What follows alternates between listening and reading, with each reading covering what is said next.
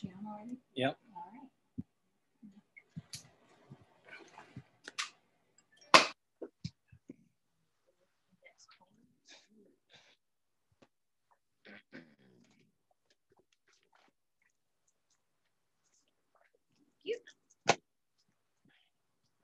Do you have a writing utensil? Nope. I do. I could just take it right from my book. All right.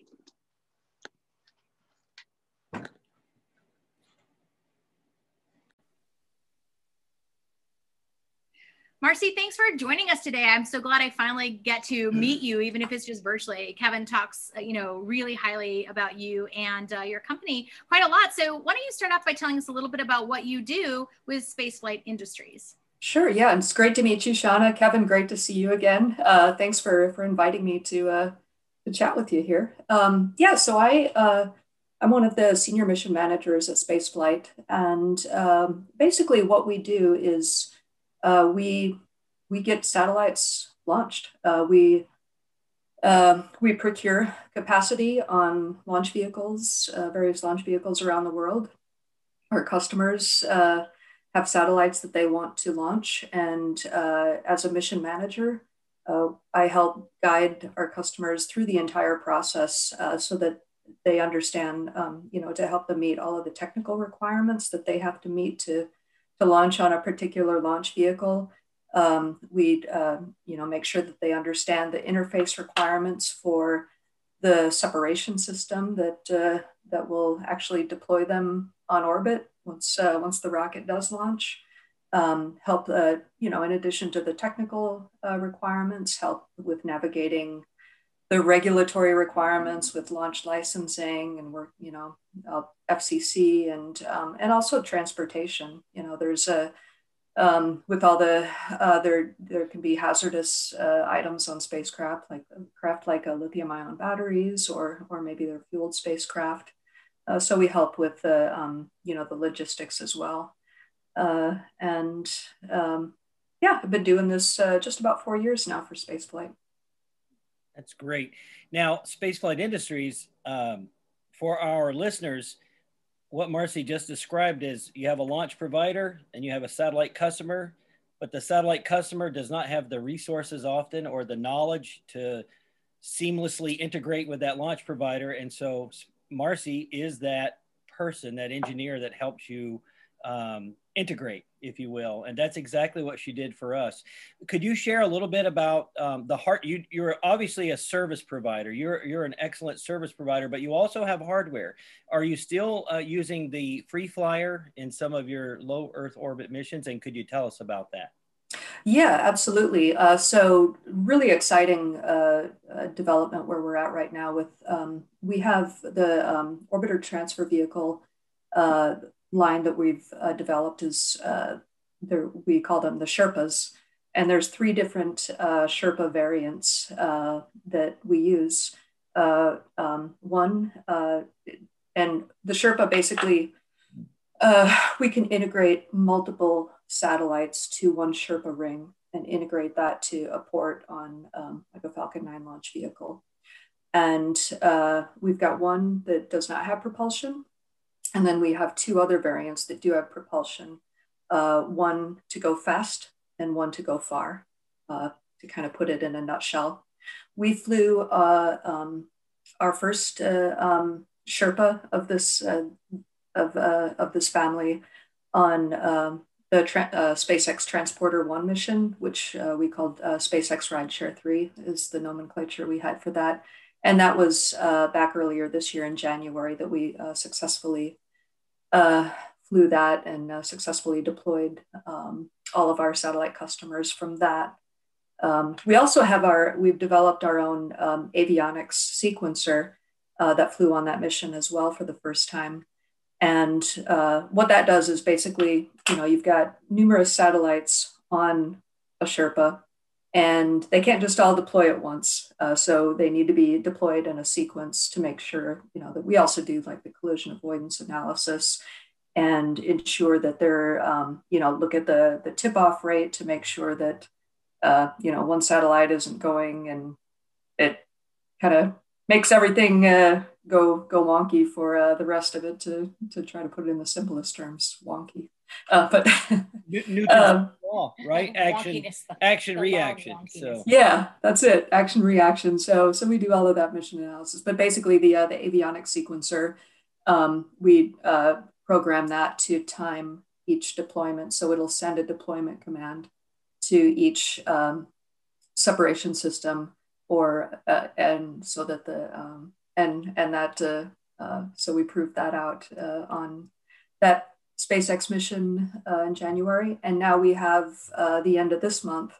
We'll be flying two Sherpas. One again without propulsion, and the second one is our Sherpa LTE that will have propulsion. We're proving out that technology, so all of the satellites on that will be deployed prior to us actually proving out the propulsion system. And so Kevin was telling me earlier that NASA selects through at least the CSLI for like you, Kevin, right? So you were selected by them. Do you have to like bid, and how do you get selected by NASA? How does SpaceFlight, versus some other company get chosen? Sure. I don't know down in the details of that. Valerie, who's our director of government business, she'd be the best one to get down in the details with that, but she does all of our bidding for government contracts. Right, probably a bid. And I think it's fair to say you just interface with customers. Some of them happen to be NASA, some of them are just countries or universities or DoD, I'm sure, right?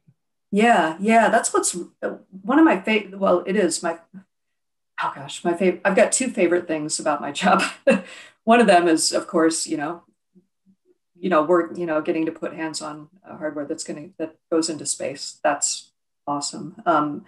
But aside from that, my absolute favorite thing about this job is getting to meet and work with customers from so many different institutions, from so many different places around the world, so many different levels of experience in the space industry.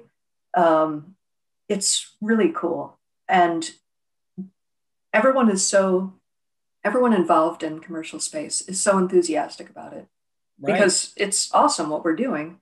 And so it's just it's such a great feel. So I mean, I get to work with, I've got three customers that I have on this upcoming mission. One is based in Luxembourg. One is, well, actually four customers. One's based in Luxembourg, one in the UK, one in the US, and one in Switzerland. And wow. So it's exciting. I mean, you get to learn, you get to meet people from different cultures, different countries. Sure. And I believe you've done work in India. Oh, a lot. How about Russia, or the launch site in Russia? And I know you've been to South America with the Europeans. Was it the Ariane rocket? Yeah, French Guiana, the Vega missions. Yeah. I've got the most passport stamps, I think, for launches is India. I've been to India a lot. And yeah, French Guiana with the Arianespace with the Vega launch, was down there twice last year during COVID. Quarantines and all. And you've probably done Vandenberg and Canaveral and Kennedy. So what about Kodiak? Have you gone up and done any Alaskan launches yet? I have not. That would be pretty cool. Alaska, I've never been to Alaska professionally or personally. So that's on the list. That would be cool. Haven't been to Russia. That would also be pretty cool. Japan? Have you gone to Japan for work? I haven't been to Japan either. Been to China, not for this company, but when I was in my previous life at Boeing. But yeah, not Japan yet. So interesting. In looking at your doing a little research for your bio, I saw that you had worked at Boeing as a systems engineer on the 737 and avionics and on the shuttle return to flight. But my question is, I believe I read that early on, 100+ years ago, when Boeing was first founded, one of the chief engineers left Boeing and went back home to China, and he became the father of Chinese aviation. Can you confirm or deny that story? I did not know that. I can't confirm or deny. It was a big. I'll have to look that up. it was a big Boeing history book. One of the first chief engineers, I think, that worked directly for Boeing. He returned back home, and of course, yeah, created that.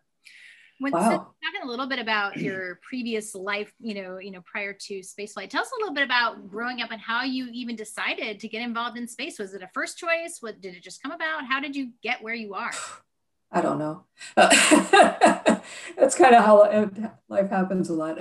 No, I grew up with, the space shuttle launches, back in grade school, going to grade school, late 70s, early 80s, and yeah, mostly early 80s. And just that fascination and that awe of seeing the space shuttle launches on TV. And at that time, it was still new and exciting enough where you'd stop class and everyone would go into the room where they'd have the TV rolled in, and the whole school would have an assembly and watch space shuttle launches. So there was that excitement around it. I mean, I remember turning a cardboard box into a space shuttle fort.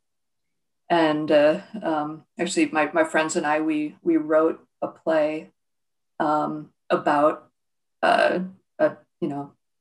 going up in the space shuttle and having to solve these problems with the song Major Tom playing as the soundtrack. Yeah. I mean, it was just, that stuff as a kid, but growing up in a small town in Belvedere, Illinois, I thought that an engineer was someone who drove a train. I didn't know what that path was from what I was fascinated with to a career.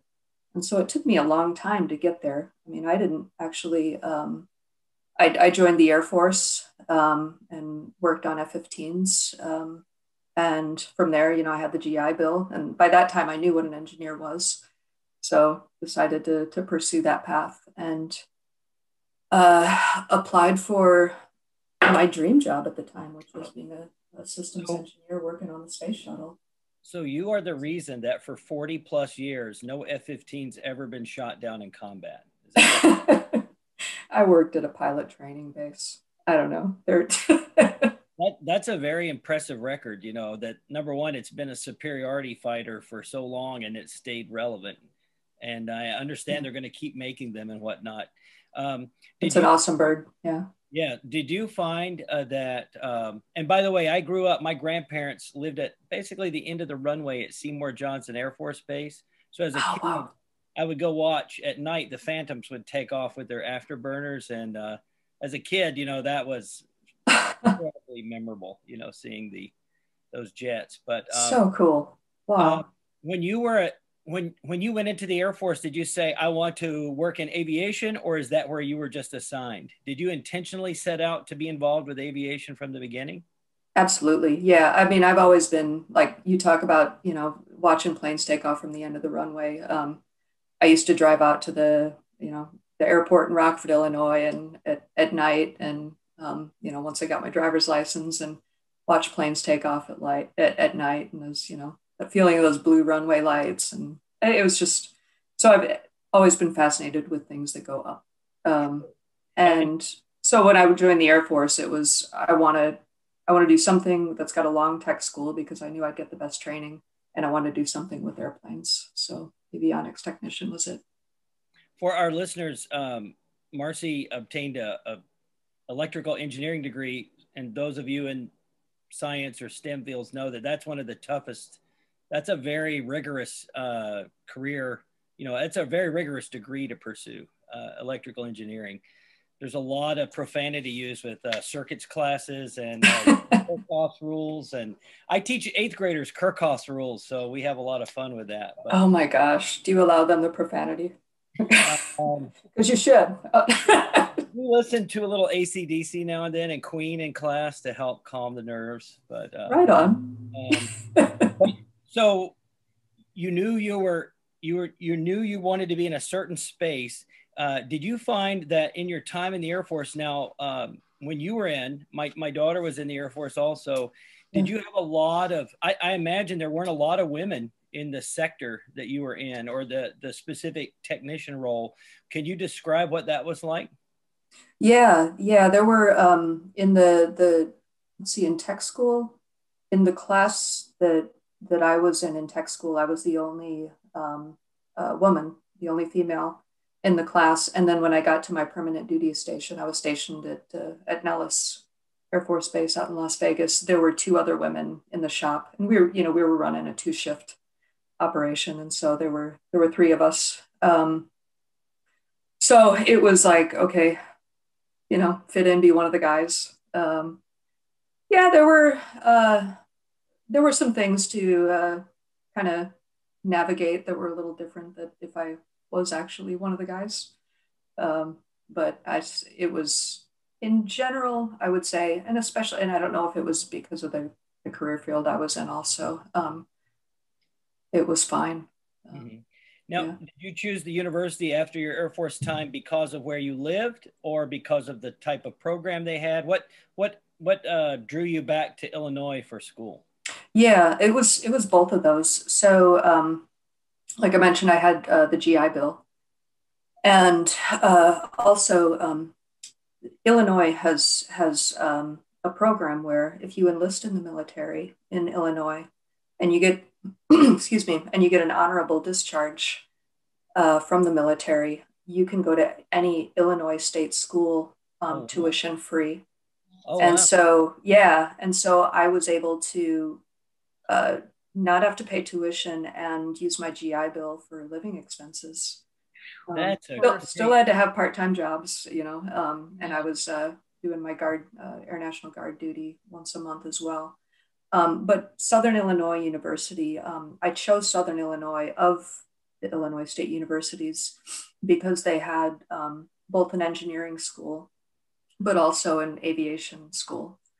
And so I could get both the avionics technologies degree as well as the electrical engineering degree. So I'm going to take it back a little bit to what you're doing currently. I could sense that travel seems to be a really great perk associated with your job, and certainly the fact that it's in a field that you love. What are some of the challenges, though, that really can sometimes make it a little bit more difficult? Yeah, work-life balance. I mean, yeah. I've got 2 kids. I've got my son Jake. He's going to turn 7 in about a week, a little over a week here, and my daughter's 14. So it's, trying to balance. I mean, I was gone for all of May. So, I came back and I had to go to a launch campaign in Florida. So I was able to bring my daughter along. She's old enough that I can bring her on some business trips now and she can do her own thing and, not need a babysitter anymore. But then I come back from that and took my son on a 2-day trip to the beach. So just trying to find that balance. That's tough.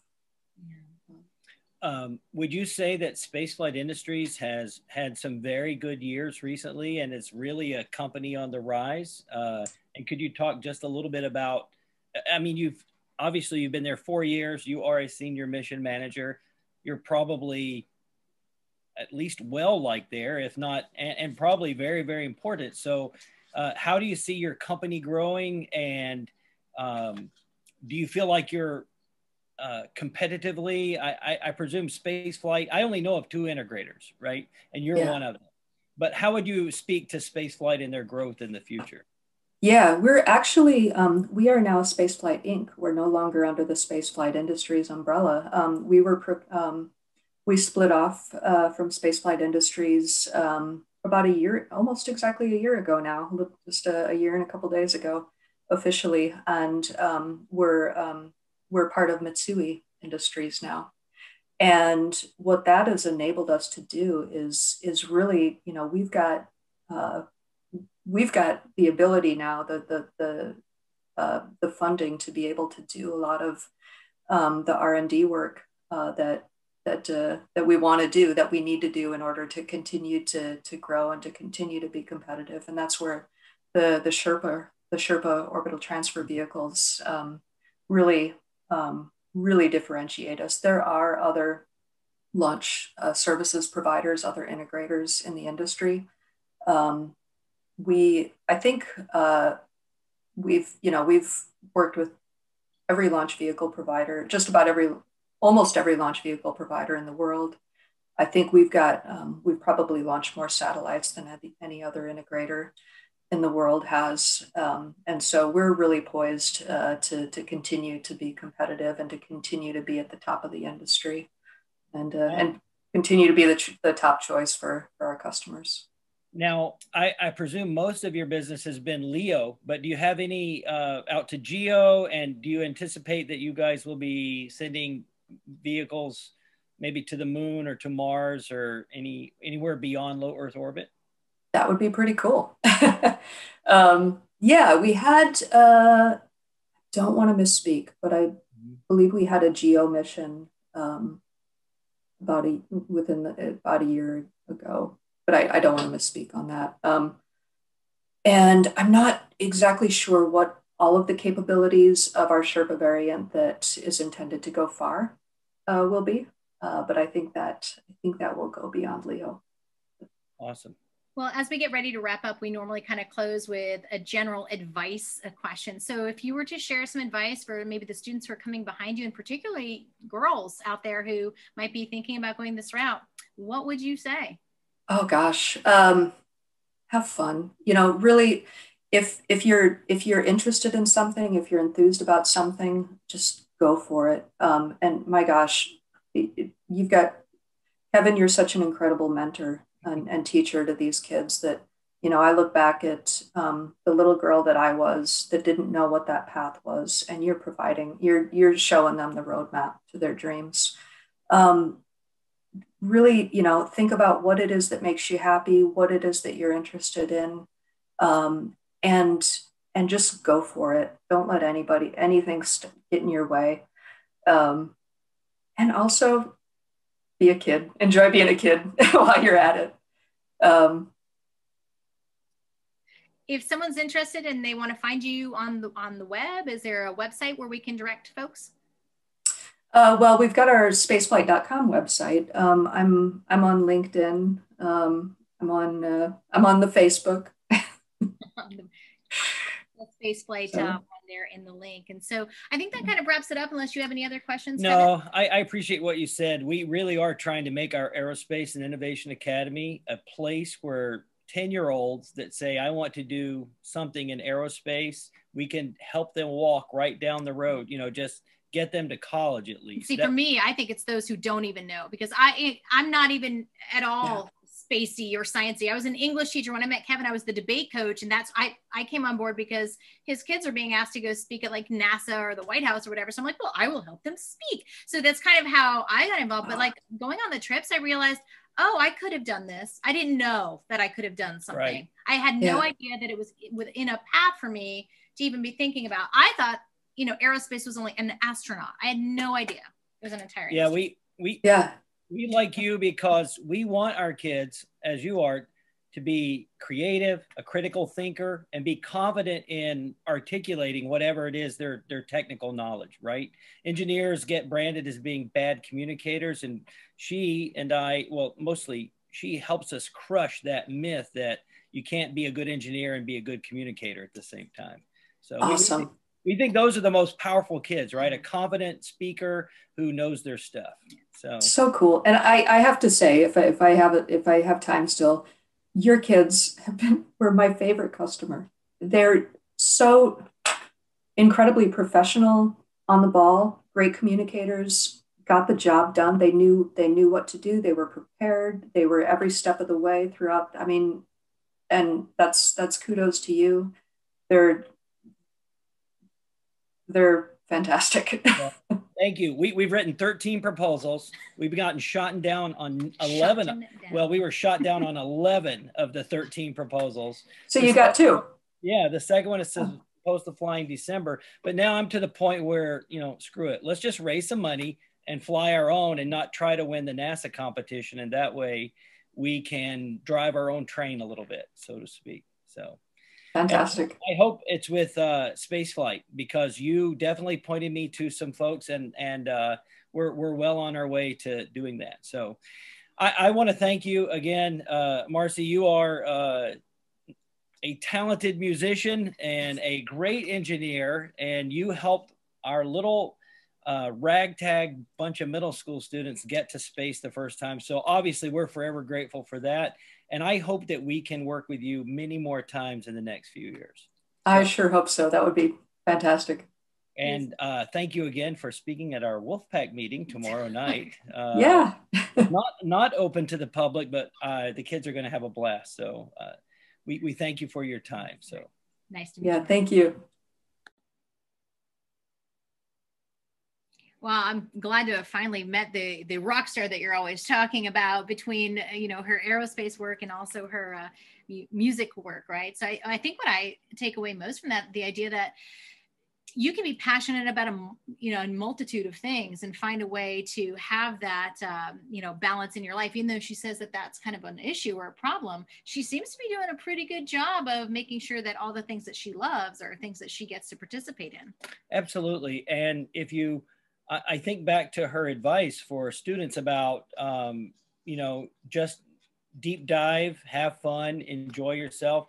I really like that. I feel like that ties in nicely with our thinking about don't be afraid to fail, and learn from your failures, fail fast, fail often, learn from your mistakes. It seems like, and if we look back at her life, she's had a number of great accomplishments, and well, I think she's a great role model, particularly for women. As we know, and we talk about regularly, our students do, the idea that in a pipeline, there are certain, underrepresented groups, and women is always there. And while we've made strides, we still have an imbalance when it comes to male and female going down this path. So I really like that it's not only in aerospace that she had this, so even in the military, she was a girl out there, fighting her way through there. And I think that's an outlier. Yeah. An outlier. Yeah. And I think that she's a great role model. So I'm glad she's coming to talk to your kids tomorrow.